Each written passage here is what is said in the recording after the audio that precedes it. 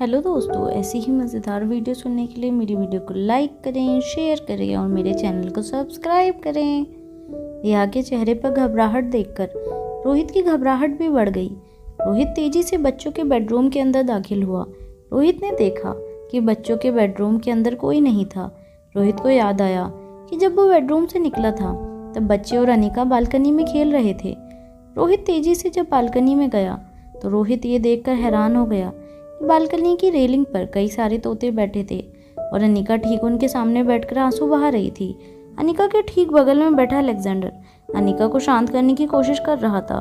जैसे ही अलेक्जेंडर ने रोहित को देखा, अलेक्जेंडर दौड़कर रोहित के पास आया और कहने लगा, डैड देखिए ना, मम्मा को क्या हो गया है। रोहित भी तेजी से अनिका के पास गया और अनिका के कंधों पर हाथ रखते हुए कहने लगा, अनिका क्या हुआ, तुम रो क्यों रही हो।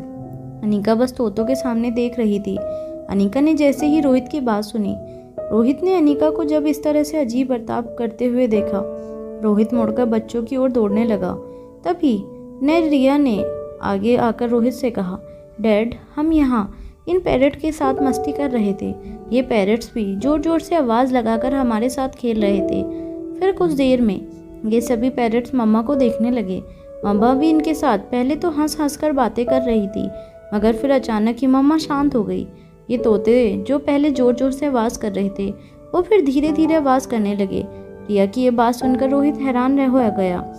रोहित ने हैरान होकर जब अनिका की ओर देखा तब रोहित को भी ये एहसास हुआ कि जैसे कि अनिका उन तोतों के साथ एक तरह का कम्युनिकेशन करने की कोशिश कर रही थी और कम्युनिकेशन करते वक्त अनिका की आंखों से आंसू बह रहे थे। तभी अलेक्जेंडर ने रिया की बात आगे बढ़ाते हुए कहा, डैड काफ़ी अजीब बात है, उस दिन मम्मा गरुड़ के साथ भी कम्युनिकेशन कर रही थी और आज इन पैरट्स के साथ। हमारी समझ में नहीं आ रहा है कि मम्मा को क्या हो गया है। पहले तो कभी मम्मा ने इतना अजीब बिहेव नहीं किया था। अलेक्जेंडर की बात सुनकर रोहित ने दबी हुई आवाज़ और धीमी आवाज़ में अलेक्जेंडर से कहा, तभी शायद मम्मा को ज़रूरत नहीं पड़ी होगी। बच्चे भी रोहित की बात समझ नहीं पा रहे थे। रोहित धीरे धीरे मन ही मन को सोचने की कोशिश कर रहा था। ये अनिका का पावर ही था जो उसे जानवरों और पक्षियों के साथ कम्युनिकेशन करने में मदद कर रहा था। अनिका की याददाश्त चली गई थी, मगर अनिका के शरीर में आज भी B16 पावर ड्रग की शक्तियाँ मौजूद थी, जो शक्ति अनिका को वो चीज़ें सिखाने में मदद करती थी जो एक आम इंसान कई सालों तक नहीं सीख पाता था। जानवरों और पशु पक्षियों की भाषा समझ पाना उन्हीं शक्तियों में से एक शक्ति थी। इस दुनिया में कई लोग ऐसे थे जो जानवरों की भाषा समझ पाते थे, उनके साथ कम्युनिकेशन कर पाते थे, मगर इनके लिए वो सालों साल जानवरों के साथ रहकर अपने से बड़े ट्रेनर से ये विद्या सीखकर जानवरों और पशु पक्षियों के साथ कम्युनिकेशन कर पाते थे। मगर अनिका ने महज कुछ ही पलों में ये विद्या सीख ली थी और धीरे धीरे अनिका इस विद्या पर महारत हासिल कर रही थी। रोहित जानता था कि अनिका जरूर उन तोतों के साथ किसी तरह का कम्युनिकेशन कर रही थी और उन तोतों ने अनिका को जो मैसेज दिया था उसी की वजह से अनिका आंसू बहा रही थी। रोहित ने अनिका के पास जाकर अनिका के कंधे पर फिर से हाथ रखकर अनिका को जोर से हिलाते हुए पूछा, अनिका प्लीज़ बताओ क्या हुआ है। अनिका तुम क्या सोच रही हो। अनिका अभी भी खामोश थी और अनिका जैसे अपनी ही दुनिया अपनी ही सोच में डूबी हुई थी। रोहित ने फिर से अपनी आवाज़ ऊंची करते हुए अनिका से कहा, अनिका बच्चे बहुत परेशान हैं। देखो, अगर तुम कुछ बताओगी नहीं, कुछ बोलोगी नहीं, तो हमें कैसे पता चलेगा कि तुम क्यों आंसू बहा रही हो। तभी अचानक अनिका एक झटके से होश में आई। अनिका ने रोहित को जब अपने बगल में खड़ा देखा तब अनिका ने उन तोतों की ओर इशारा करते हुए कहा, ये बहुत बड़ी मुसीबत में है। अनिका की बात सुनकर रोहित और बच्चे सभी हैरान रह गए।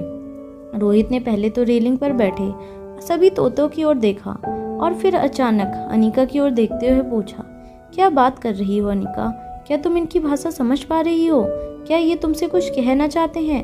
तभी अनिका ने तोतों की ओर इशारा करते हुए रोहित से कहा, ये लोग बहुत बड़ी मुसीबत में हैं, हमें इनकी मदद करनी होगी। रोहित की समझ में नहीं आ रहा था कि अनिका ऐसा क्यों कह रही थी। अगर अनिका सचमुच तोतों की भाषा जानती थी तो क्या ये B16 पावर ड्रग का चमत्कार था या कुछ और। रोहित और बच्चों को हैरान परेशान देखकर अनिका ने कहा, इनके मालिक के साथ कुछ बहुत गलत हुआ है, हमें इनकी मदद करनी चाहिए। रोहित की समझ में नहीं आ रहा था कि वो उन बेजुबान पक्षियों की मदद कैसे कर सकता था। रोहित ने अनिका से कहा, ये तुम क्या कह रही हो अनिका, हम इनकी मदद कैसे कर सकते हैं। तभी अनिका ने हड़बड़ाती हुई आवाज़ में रोहित से कहा, हमें कुछ सोचना होगा, हमें कोई ना कोई तरीका सोचना होगा ताकि हम इनकी मदद कर सकें। अनिका के चेहरे को बेचैनी देखते हुए रोहित ने अनिका से कहा, अनिका देखो, काम डाउन, हमें साफ साफ बताओ कि क्या हुआ है। तभी अनिका ने गहरी सांस लेते हुए रोहित से कहा, ये सारे तोते और वो वहाँ टेरिस पर बैठे हमिंग बर्ड्स यही आसपास अपने मालिक के साथ कहीं रहते हैं। उनके मालिक को इस वक्त मदद की ज़रूरत है। ये सारे के सारे पक्षी यहाँ हमारे रिक्वेस्ट करने आए हैं। ये लोग मदद की भीख मांगने आए हैं। अनिका की बात सुनकर रोहित हैरानी से उन पक्षियों की ओर देखने लगा। हालांकि रोहित को ये बात बिल्कुल समझ नहीं आ रही थी कि वो पक्षी रोहित को देखकर किसी तरह का इशारा करने की कोशिश कर रहा था। रोहित के चेहरे पर हैरानी देखकर अलेक्जेंडर ने रोहित के पास आकर कहा, मम्मा ने उस दिन गरुड़ के साथ भी इसी तरह से कम्युनिकेशन किया था। हमने अपनी आंखों से देखा था। I think mamma can speak to them. They can communicate with mamma. Alexander और बच्चों की बात सुनकर रोहित भी काफ़ी हैरानी में पड़ गया। रोहित ने अपने दोनों हाथ अपनी कमर पर रखकर ये सोचने की कोशिश की कि वो किस तरह से उन पक्षियों की मदद कर सकता था। रोहित की कन्फ्यूज़न बढ़ती जा रही थी। तभी रोहित ने अपने दोनों हाथ हवा में लहराते हुए अनिका से कहा, मगर हम चाहकर भी किस तरह इनकी मदद कर सकते हैं। हमें तो ये भी नहीं पता कि ये लोग कहाँ से आए हैं, इनका मालिक इस वक्त कहाँ है। अनिका को भी काफ़ी देर से इसी बात की हैरानी थी। अनिका ज़रूर उनके साइन समझ पा रही थी, मगर तोते चाहकर भी अनिका को अपने घर का पता नहीं बता सकते थे। अनिका ये भी अच्छी तरह से जानती थी कि अनिका उन तोतों का पीछा करके उनके घर तक नहीं पहुंच सकती थी। अगर कोई ज़मीन पर चलने वाला जानवर होता तो ज़रूर उसका पीछा करके उसके मालिक के घर का पता लगाया जा सकता था, मगर तोतों की उड़ान के सामने इंसान के पैर बिल्कुल बेबस थे। तभी अचानक रोहित के दिमाग में एक बात बिजली की तरह चमकी। रोहित ने तुरंत अपनी जेब से फ़ोन निकाला और सनी को कॉल लगाया। सनी का कॉल कनेक्ट होते ही रोहित ने कहा, सनी एक काम करो, अभी के अभी सारे सिक्योरिटी कैमरा में जो ड्रोन कैमरा इस्तेमाल किया जाता है उसे लेकर मेरे प्रेसिडेंटल स्वीट में आओ। रोहित की बात सुनकर सनी भी हैरान रह गया। सनी की खामोशी की वजह से रोहित ने कहा, डू इट राइट नाउ। और रोहित की ऊंची आवाज़ सुनते ही सनी ने कॉल डिस्कनेक्ट कर दिया। रिया समझ नहीं पा रही थी कि आखिर रोहित क्या करना चाहता था। ड्रोन कैमरा मंगवाकर आखिर रोहित क्या करना चाहता था। ये बात धीरे धीरे अलेक्जेंडर की समझ में आ रही थी। आर्यन भी बड़ी ही खामोशी से सब कुछ ऑब्जर्व कर रहा था। आर्यन जानता था कि रोहित जरूर कोई ना कोई तरीका निकाल लेगा जिससे पता लगाया जा सके कि आखिर इतने सारे पक्षी एक साथ कहाँ से निकल कर आए हैं। प्रेसिडेंटल स्वीट की बालकनी में खड़ा रोहित का परिवार जहाँ जहाँ तक नज़र डालता था, दूर दूर तक वहाँ मनाली की खूबसूरत वादियाँ ही नज़र आती थी। ये पता लगा पाना बहुत मुश्किल था कि ये तोते और हमिंग बर्ड्स कहाँ से आए थे और उनके मालिक का घर कहाँ था। फिर अचानक रोहित ने अनिका की ओर देखकर अनिका से पूछा, क्या तुम इन्हें कोई मैसेज पास कर सकती हो? मेरा मतलब है, जैसे तुम्हें पता चला कि ये तोते एक साथ कहीं से उड़कर आए हैं और इनके मालिक को इस वक्त किसी की मदद की ज़रूरत है, क्या उसी तरह हमारा कोई मैसेज तुम इन तोतों तक पहुंचा सकती हो? अनिका काफ़ी कन्फ्यूजन में नज़र आ रही थी। अनिका ने मन ही मन को सोचने के बाद रोहित से कहा, देखो इस वक्त तो मैं भी ये नहीं जानती कि मैं इनकी भाषा किस तरह से समझ पा रही हूँ। हम इतना ज़रूर कह सकती हूँ कि ये लोग तकलीफ़ में हैं। इनके साइन से, इनके कम्युनिकेट करने के तरीके से मैंने ये जानने की कोशिश की, मगर इनकी बातें इन तक पहुँचाने के लिए मुझे क्या करना होगा ये मैं नहीं जानती, मगर मैं कोशिश कर सकती हूँ। जैसे ही अनिका ने रोहित से ये बात कही, रोहित को आवाज़ लगाते हुए सनी कमरे के अंदर दाखिल हुआ। जब सनी ने देखा कि पूरा का पूरा परिवार बाहर बालकनी में खड़ा था तो सनी एक पल के लिए चौंक गया। सनी तेजी से बालकनी के अंदर आया और सनी ने देखा कि बहुत सारे तोते बालकनी की रेलिंग पर खड़े थे।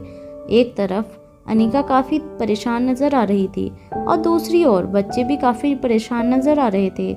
इस तरह का माहौल देखकर सनी काफ़ी कंफ्यूज हो गया। रोहित के पास सनी को सब कुछ समझाने का वक्त नहीं था। सनी के हाथ से ड्रोन कैमरा अपने हाथ में लेते हुए रोहित ने अनिका से कहा, देखो अनिका, ये ड्रोन कैमरा है, ये बिल्कुल उसी तरह उड़ान भर सकता है जिस तरह की ये तोते। अगर किसी तरह तुम इन तोतों तक ये मैसेज पहुंचाओ कि ये अपने घर वापस लौटें, तो हम इन ड्रोन कैमरे के जरिए पता लगा सकते हैं कि इनका घर कहाँ है और फिर हम इनके घर पर पहुंचकर इनके मालिक की मदद कर सकते हैं। रोहित की बातें सुनकर सनी के चेहरे की परेशानी बढ़ती जा रही थी। सनी की समझ में नहीं आ रहा था कि रोहित ये बहकी बातें क्यों कर रहा था। सनी के चेहरे को देखकर रिया ने सनी से कहा, देखो चाचू, ये सारे तोते किसी तरह की मुसीबत में हैं और हम सबको मिलकर इनकी हेल्प करनी है। मम्मा इनकी लैंग्वेज समझ सकती है।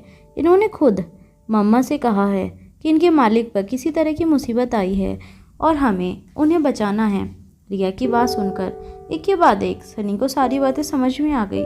रोहित की बात सुनने के बाद अनिका ने अपनी आंखें बंद की और फिर अचानक एक झटके से अपनी आंखें खोलकर उन तोतों के सामने देखने लगी। अनिका किसी तरह से कोशिश कर रही थी उन तोतों को समझाने की कि वो वापस उड़कर अपने घर जाए, मगर जितनी आसानी से अनिका उन पक्षियों की बात समझ पा रही थी उतनी आसानी से वो अपनी बात समझा नहीं पा रही थी। मगर अनिका ने कोशिश नहीं छोड़ी। अनिका ने लगातार अपनी आंखों के जरिए उन तोतों को ये कम्युनिकेट करने की कोशिश की कि वो वापस उड़ान भरकर अपने घर वापस लौट जाएं। अनिका कई मिनटों तक अपनी कोशिश करने लगी। तभी अचानक रेलिंग के कोने से एक तोते ने छलांग लगाकर आकाश में उड़ान भरी।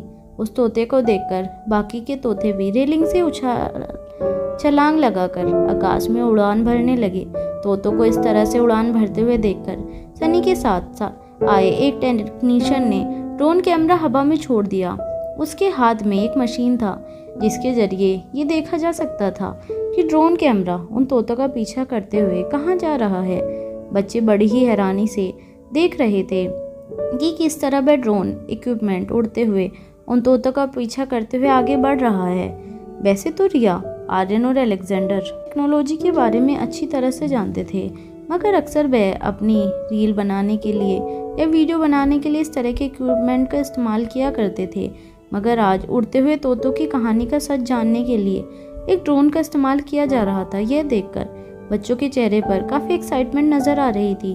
ड्रोन कैमरे को आसमान में छोड़ने के बाद वो टेक्नीशियन अपने हाथों में पकड़े हुए एक छोटे से मशीन के जरिए ड्रोन कैमरे को आसमान में उन तोतों के पीछे उड़ा रहा था।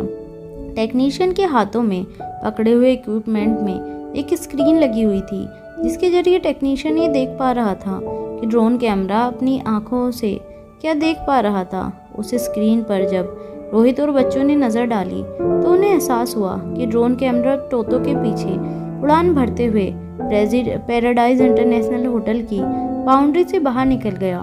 बच्चों के लिए सारी चीज़ें काफ़ी एक्साइटेड थी, खासकर रिया जैसे टेक्नोलॉजी बेहद पसंद थी। रिया ने स्क्रीन में देखते हुए जोर से सीटी बजाकर कहा, वाओ, ये तो किसी साइंस फिक्शन मूवी जैसा है। ऐसा लग रहा है जैसे हम किसी सीक्रेट मिशन पर हैं। रोहित ने रिया को प्यार से चपत लगाते हुए कहा, रिया, वी सीरियस, ये तुम्हारी कोई वर्चुअल गेम नहीं है। यहाँ किसी इंसान की जान मुसीबत में है और उसके पालतू पक्षी उसकी जान बचाने के लिए यहाँ पर आए हैं। ड्रोन कैमरा तोतों का पीछा करते हुए झाड़ियों के बीच होते हुए मनाली के एक बड़े तालाब के ऊपर से गुजरने लगा। रोहित की सिक्योरिटी में जो ड्रोन कैमरा शामिल किया गया था, वो ड्रोन अपने बेस पॉइंट से कई किलोमीटर दूर तक उड़ान भर सकता था। ये बिल्कुल उसी तरह के ड्रोन कैमरे की तरह था जो सरहद पार सुरक्षा के लिए आर्मी वाले इस्तेमाल करते थे।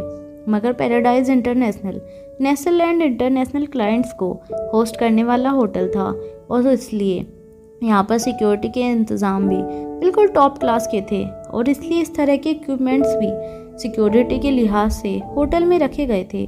तालाब के बाद एक बड़ी सी मार्केट से गुजरते हुए वो ड्रोन कैमरा उन तोतों का पीछा करते हुए एक छोटे से गलियारे के अंदर दाखिल हो गया। कुछ देर तक उस गलियारे में उड़ान भरते हुए वो ड्रोन कैमरा अचानक ही एक जगह पर जाकर अटक गया। वो तोते एक पुराने से लग रहे मकान की छत के ऊपर जाकर बैठ गए। जब उस टेक्नीशियन ने ड्रोन कैमरे को चारों तरफ घुमाया तो उसे एहसास हुआ कि वो काफ़ी भीड़ भड़ाके वाली एक बड़ी सी गली में था जिसके कई सारे पुराने लगने वाले लकड़ी के मकान नज़र आ रहे थे। मगर जिस मकान पर तोते बैठे थे वो मकान छोटा था और पुरानी लकड़ी की वजह से उस मकान का लुक बाकी सारे मकानों से ज़्यादा बदहाल लग रहा था। जब टेक्नीशियन ने कैमरा चारों तरफ घुमाया तो उसे एहसास हुआ कि उस घर की सारी खिड़कियां और दरवाजे बंद थे। उस टेक्नीशियन ने रोहित और सनी की ओर देखकर कहा, सर लगता है यही वो मकान है जहां ये तोते हमें ले जाना चाहते थे।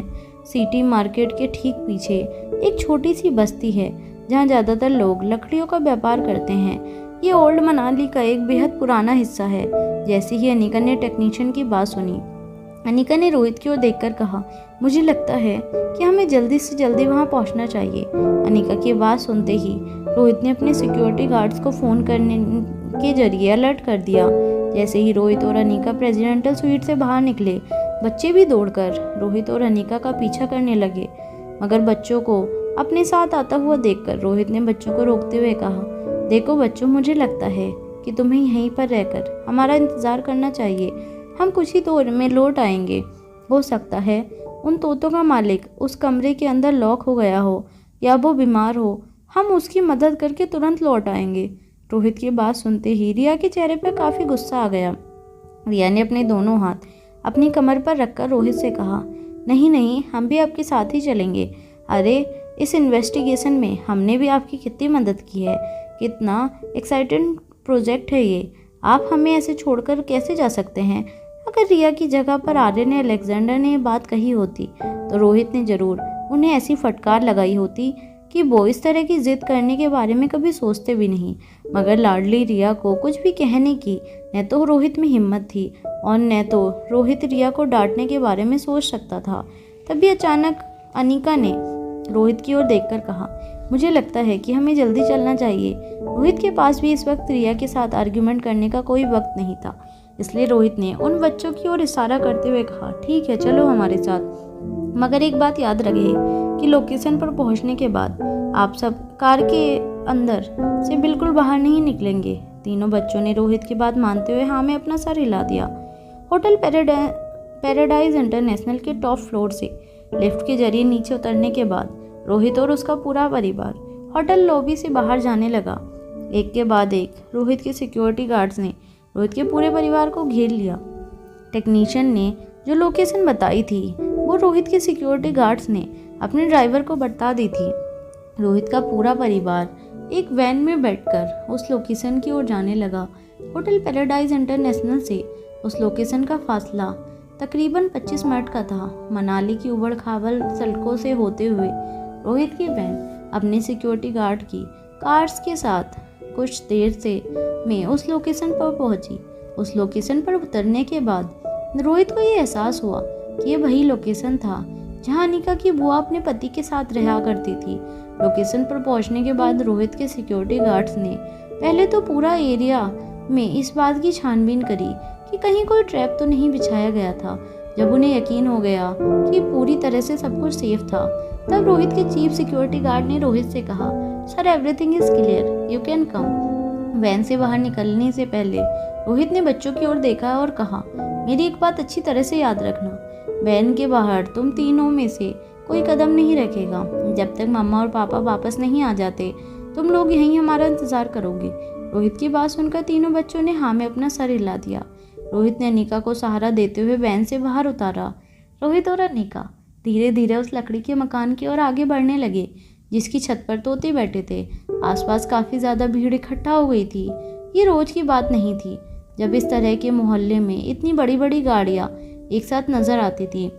मोहल्ले के कई बच्चे गाड़ी को देखने के लिए इकट्ठा हुए थे तो कई बड़े बुजुर्ग ये जानने के लिए उत्सुक थे कि आखिर मोहल्ले में कौन सा वीवीआईपी आया था और उसे इस तरह से के मोहल्ले में क्या काम हो सकता था। जब रोहित की वैन रास्ते में थी तब रोहित के सिक्योरिटी गार्ड्स ने लोकल पुलिस को भी खबर दे दी थी। लोकल पुलिस की जीप भी एक के बाद एक मोहल्ले के अंदर दाखिल होने लगी। जब लोकल पुलिस अथॉरिटी को इस बात का पता चला कि रोहित मारवा लकड़ी बाजार के पुराने मोहल्ले में जा रहा था तो सभी लोग अलर्ट हो गए और एक साथ लोकल पुलिस की 3-4 जीप मौके पर आकर खड़ी हो गई। जीप से उतरकर कुछ कांस्टेबल और कुछ सब इंस्पेक्टर दौड़कर रोहित के सिक्योरिटी गार्ड्स के पास आए। रोहित के सिक्योरिटी गार्ड्स ने इंस्पेक्टर से कहा, देखिए आपको सुनने में शायद अजीब लगेगा मगर इस मकान के अंदर कोई है जिसे हमारी मदद की ज़रूरत है। आपकी पुलिस टीम की इजाज़त के बिना हम चाहकर भी कोई एक्शन नहीं ले सकते, इसलिए मैंने आपको खबर कर दी है। इंस्पेक्टर रोहित के चीफ सिक्योरिटी ऑफिसर की बात सुनकर काफ़ी हैरान था। इंस्पेक्टर ने रोहित की ओर देखते हुए कहा, मगर सर, आप लोगों को कैसे पता चला कि यहाँ पर ऐसा कोई है जिसे मदद की ज़रूरत है? आई मीन, इंस्पेक्टर आगे कुछ कहता, उसके पहले रोहित ने इंस्पेक्टर की बात काटते हुए कहा, देखिए इंस्पेक्टर, इस वक्त हमारे पास आपको ये सारी बातें समझाने का वक्त नहीं है। हो सकता है कि हम यहाँ बाहर एक दूसरे के साथ सवाल जवाब करते रहें और अंदर कोई ऐसा हादसा हो जाए जिसे हम टाल सकते थे। रोहित की बात सुनते ही इंस्पेक्टर ने अपने हवलदारों को देखकर इशारा किया। इंस्पेक्टर और हवलदार उस लकड़ी के मकान के मेन गेट पर पहुंचकर दरवाजे को खोलने की कोशिश करने लगे। ऐसा लग रहा था जैसे दरवाजा किसी ने अंदर से बंद कर रखा था। उस इंस्पेक्टर ने हवलदार को इशारा किया। हवलदार ने जोर से दरवाजे को बल्लात मारकर दरवाजे को खोलने की कोशिश की। लकड़ियाँ ज़्यादा पुरानी थी, मगर असली सागौन की लकड़ी होने की वजह से उसकी मजबूत अभी भी बरकरार थी। अनिका और रोहित बाहर खड़े होकर लकड़ी के बने उस छोटे से मकान को अच्छी तरह से देखने की कोशिश कर रहे थे। छत पर बैठे तोते जोर जोर से आवाज़ कर रहे थे। तभी एक सब इंस्पेक्टर के आसपास इकट्ठा हुए लोगों में से एक को आगे बुलाते हुए पूछा, जरा इधर आओ, इस लकड़ी के मकान में कौन रहता है? तभी मोहल्ले में रहने वाले एक 25 से 30 साल के आदमी ने कहा, सर जी, यहाँ तो एक बुढ़िया और उसकी बेटी रहती है। दरअसल बुढ़िया कुछ देख नहीं सकती और बेटी 19-20 साल की है, पढ़ी लिखी नहीं है, मगर दोनों माँ बेटी जंगल में जाकर लकड़ियाँ काट कर लाती हैं और लकड़ियों को बेचकर अपना गुजारा कर लेती हैं। सब इंस्पेक्टर को ये बताने के बाद उस आदमी ने अपनी आवाज़ धीमी करते हुए सब इंस्पेक्टर से पूछा, मगर ये तो बताइए, ये इतने बड़े लोग बुढ़िया और उसकी बेटी को मिलने क्यों आए हैं? क्या इनकी कोई बहुत बड़ी लॉटरी लग गई है? हाँ, वैसे बुढ़िया की बेटी दिखने में तो बहुत खूबसूरत थी। क्या ये लोग किसी पिक्चर के प्रोड्यूसर हैं? उस आदमी की बात सुनकर आसपास खड़े लोग जोर जोर से हंसने लगे। तभी एक आदमी ने अपने बगल में खड़े अपने दोस्त से कहा, वैसे तो कितनी भोली भाली बनती थी ये लड़की। हाँ, हम में से तो किसी के साथ कोई बात भी नहीं करती थी, मगर अब देखो कितनी बड़ी लॉटरी लग गई है उस लड़की की। जरूर किसी रियलिटी शो में उसने भाग लिया होगा और बड़े बड़े लोगों के नज़र में छप गई होगी। आजकल तो लोगों की किस्मत रातों रात इसी तरह बदल जाती है, मगर मैंने कभी सोचा नहीं था कि बुढ़िया और उसकी लड़की शर्मीली बेटी की किस्मत रातों रात इस तरह से बदल जाएगी। तभी उसके बगल में खड़े एक और आदमी ने उसकी बात पूरी होते ही उससे कहा, भाई कुछ भी हो, लड़की बड़ी खूबसूरत है। अगर कल उठकर टीवी के पर्दे पर बड़ा नाम करती है तो हमारे मोहल्ले के लिए फ़ख्र की बात होगी। तभी सब इंस्पेक्टर ने उन्हें खामोश करते हुए कहा, अरे चुप हो जाओ, ये कोई टीवी वाले नहीं हैं, ये बहुत बड़े आदमी हैं। इनका नाम है रोहित मारवा। ये जो पास में ही होटल पैराडाइज इंटरनेशनल है ना, उसके मालिक हैं ये। होटल पैराडाइज इंटरनेशनल मनाली में बहुत नाम था। लोकल मार्केट के पास रहने वाले मनाली के लोकल लोग रोहित मारवा के बारे में तो कुछ नहीं जानते थे, मगर वो ये बात ज़रूर जानते थे कि होटल पैराडाइज इंटरनेशनल का मालिक कोई छोटा मोटा आदमी नहीं हो सकता था। काफ़ी देर तक लकड़ी का दरवाज़ा ठोककर इंस्पेक्टर और उसके साथी अंदर से किसी का दरवाज़ा खोलने की राह देखते रहे। काफ़ी देर मेहनत करने के बाद एक बड़ी सी बंदूक की मदद से उस कांस्टेबल ने लकड़ी के दरवाजे पर कुछ बुलेट्स फायर की। लकड़ी का दरवाजा एक झटके में टूटकर नीचे गिर गया। लकड़ी का दरवाजा जैसे ही नीचे गिरा, कुछ कांस्टेबल अपने हाथ में बंदूक पकड़े घर के अंदर दाखिल हुए। जैसे ही इंस्पेक्टर घर के अंदर दाखिल हुए, उनकी आंखें फटी की फटी रह गई। आसपास जमा हुई भीड़ बड़े ही ध्यान से उस लकड़ी के घर को देखने लगी। लोगों की चहल पहल बढ़ती ही जा रही थी। पुलिस के लिए भीड़ को कंट्रोल कर पाना मुश्किल हो गया था। भीड़ में खड़े कुछ लोग घर के आसपास खड़े पुलिस ऑफिसर की ओर देखकर चिल्ला चिल्लाकर पूछने लगे, अरे भाई क्या हुआ? क्या हमारे मोहल्ले में कोई चोर घुस आया है क्या? जब मोहल्ले के लोगों ने देखा कि पुलिस वाले कुछ भी कहने के लिए राजी नहीं थे, तो मोहल्ले की एक बुजुर्ग ने आगे आते हुए पुलिस वाले से पूछा, अरे बताइए भी अचानक आप लोगों का यहाँ आना कैसे हुआ? उस घर में तो एक बूढ़ी औरत रहती है जो देख नहीं सकती और उसके साथ एक उसकी छोटी जवान लड़की रहती है। बोलो आप लोगों को यहाँ क्या काम है? इंस्पेक्टर ने अंदर जाते ही अपनी नाक पर अपना रुमाल दबा लिया। अनिका और रोहित जहाँ पर खड़े थे वहाँ से उन्हें इंस्पेक्टर दिखाई दे रहा था, मगर अंदर इंस्पेक्टर ने क्या देखा वो उन लोगों को नहीं नजर आ रहा था। अनिका जब अपने आप को संभाल नहीं पाई थी, अनिका देखना चाहती थी कि अंदर क्या हुआ था। अनिका तेजी से उस लकड़ी के मकान के पास गई और छोटी सी स्टेयरकेस चढ़कर घर के अंदर दाखिल हुई। टूटे हुए दरवाजे से संभलकर अपने पांव आगे बढ़ाते हुए कमरे के अंदर दाखिल हुई। अनिका ने जो देखा उसे देखकर अनिका की चीख निकल गई। अनिका ने देखा कि एक बूढ़ी औरत को एक रस्सी के जरिए पलंग से बांध दिया गया था और उनके मुंह में एक कपड़ा ठूस दिया गया था। बूढ़ी औरत धीरे धीरे सांसें ले रही थी, मगर ऐसा लग रहा था जैसे कुछ ही पल में बूढ़ी औरत की सांसें टूटकर बिखर जाएंगी।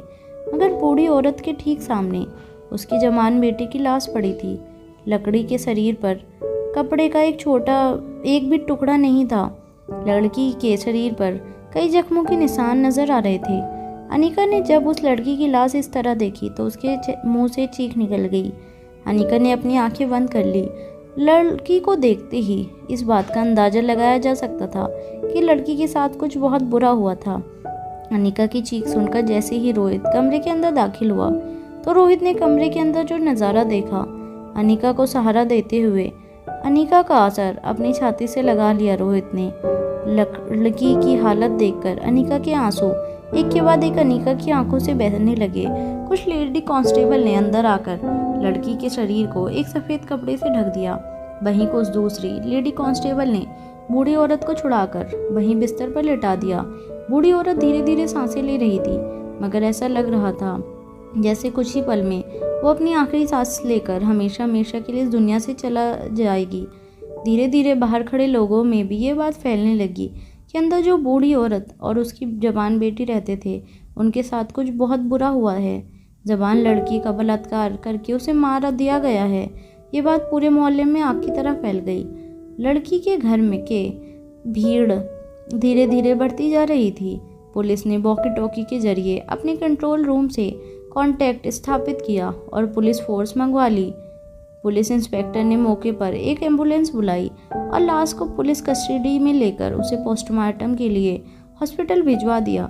बूढ़ी औरत बेहोशी में धीरे धीरे सांसें ले रही थी। इंस्पेक्टर ने एम्बुलेंस के जरिए बूढ़ी औरत को भी हॉस्पिटल भिजवा दिया।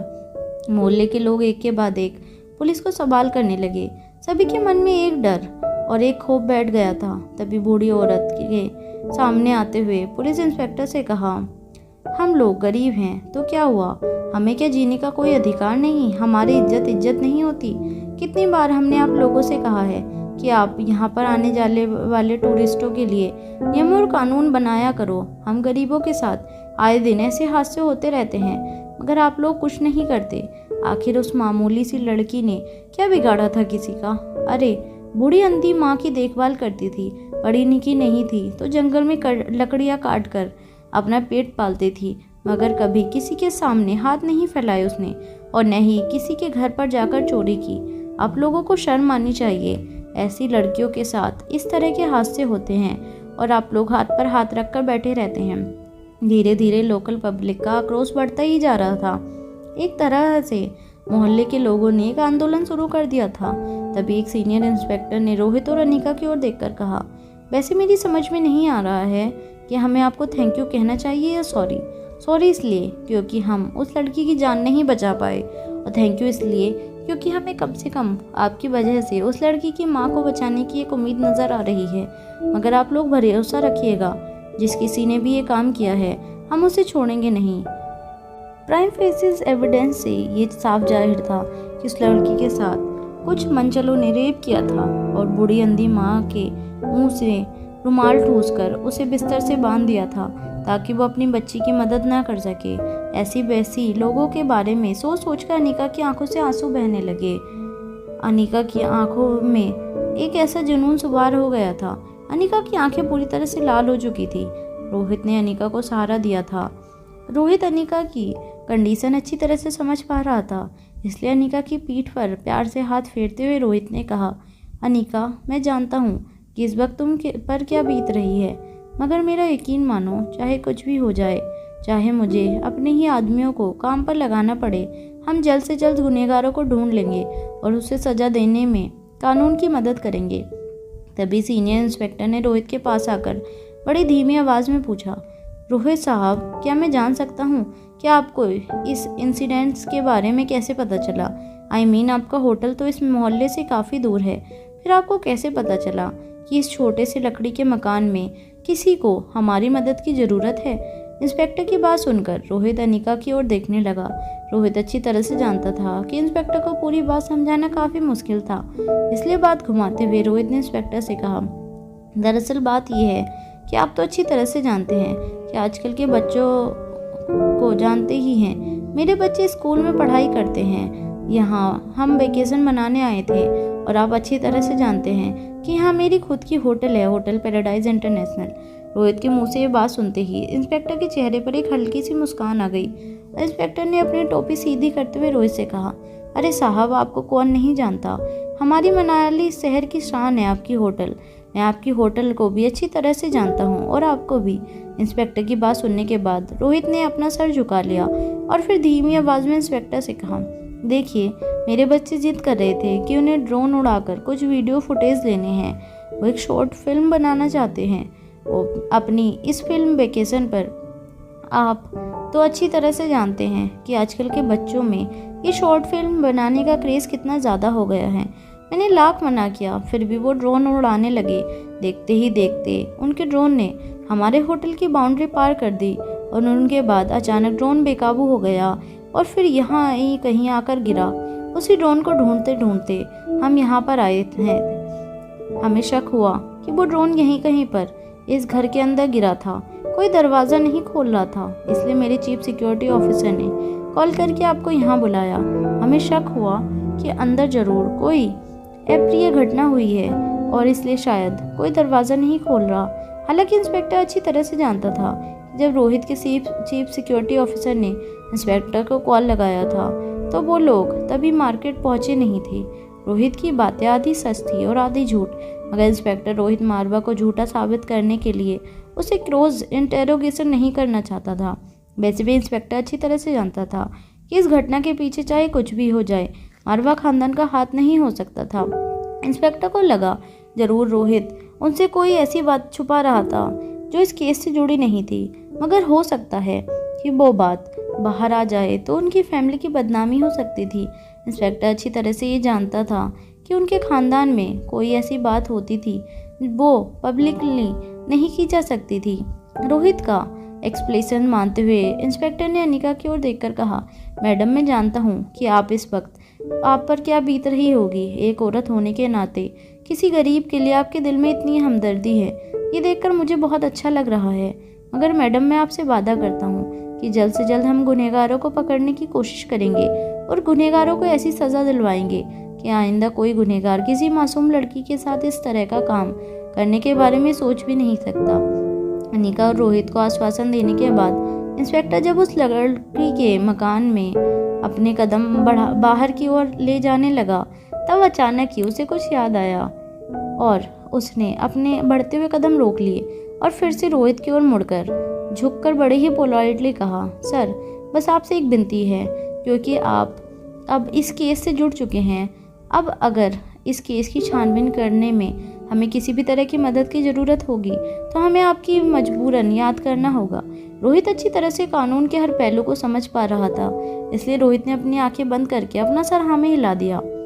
इंस्पेक्टर ने अनिका की ओर देखकर अपना सर झुकाकर कहा, मैडम, आज जो कुछ भी हुआ है उसके बाद मैं आपको ये तो नहीं कह सकता कि cheer up and enjoy your vacation. बस आपको इतना कहूँगा कि जो कुछ भी हुआ है उसमें आपकी कोई गलती नहीं थी, होनी को कोई भी नहीं टाल सकता। मगर मैं इतना वादा ज़रूर कर सकता हूँ कि आगे ऐसा कुछ नहीं होगा, इसकी जिम्मेदारी मेरी है। Good bye madam. अनिका को ये कहने के बाद इंस्पेक्टर वहाँ से चला गया। बाकी कांस्टेबल मौके पर पहुँचे। फोरेंसिक डिपार्टमेंट के लोग कैमरे की अच्छी तरह से छानबीन करने लगे, कोई भी सबूत छूट न जाए, इसलिए कुछ भी देर में पूरे लकड़ी के मकान को सील कर दिया गया। रोहित और अनिका जब मकान से बाहर निकले तो तीनों बच्चे वैन की खिड़की से अपने मोम डैड को वापस वैन की ओर आते हुए देख रहे थे। रोहित और अनिका बच्चों को इस तरह से देखकर समझ रहे थे कि अगर बच्चों ने घर के अंदर से लाश को निकलते हुए देख लिया तो वह जरूर ऐसा जान चुके थे कि घर के अंदर जरूर ऐसा हादसा हुआ था जो बहुत दर्दनाक था। धीरे धीरे अनिका और रोहित वैन की ओर अपने कदम आगे बढ़ाने लगे। रोहित मन ही मन सोच रहा था कि बच्चों को क्या कहेगा, उन्हें इस हादसे के बारे में क्या समझाएगा। जैसे ही रोहित और अनिका वैन के पास पहुंचे और रोहित वैन का दरवाज़ा खोलने ही वाला था, अचानक अनिका के कानों पर एक तोते की आवाज़ पड़ी। अनिका उस तोते की आवाज़